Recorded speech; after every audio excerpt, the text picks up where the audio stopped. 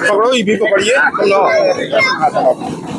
आज आप लोग चुनाव आयोग के खिलाफ जो ये धरना प्रदर्शन कर रहे हैं और पैदल मार्च कर रहे हैं, इसका तरह का काला कानून लाने वाले भाजपा के संगठित जो है कि नहीं साथी चुनाव आयोग से गुजारिश कर रहे हैं हम लोग, इसीलिए धरना निकाले हैं।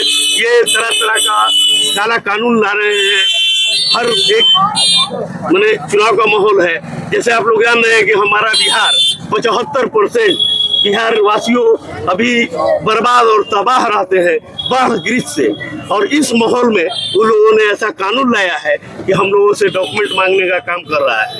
इसलिए हम लोग चुनाव आयोग कह रहा है कि अनुच्छेद 326 और पात्रता आयोग जो है वो धारा 16 का योजना आधार के आधार पे वो वेरिफिकेशन करने की बात कर रहा है। क्या वेरिफिकेशन करना है? जन्म से चला आ रहा है। आधार कार्ड, वोटर आईडी कार्ड पे वोटिंग हुआ है, चुनाव हुआ है। इस तरह का नया कानून लाने का मतलब क्या है?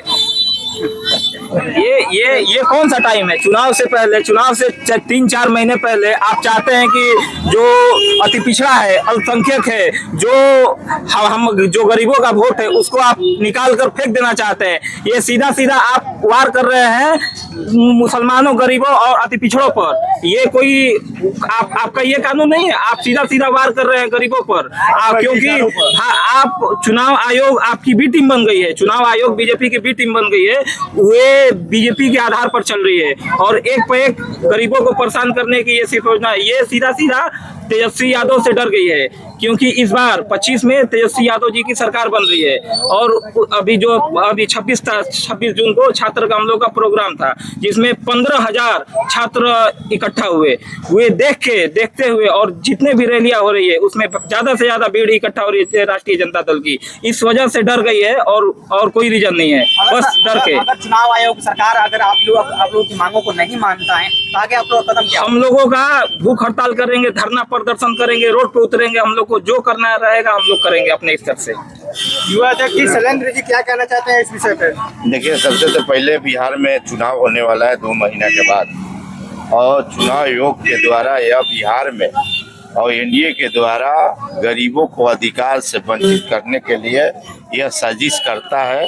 और जो यहाँ का जो आदेश दिया गया है चुनाव आयोग के, तो 10 से जो पहचान पत्र मांगा गया है चुनाव आयोग के कि आपके आधार को मन में नहीं कर रहे हैं।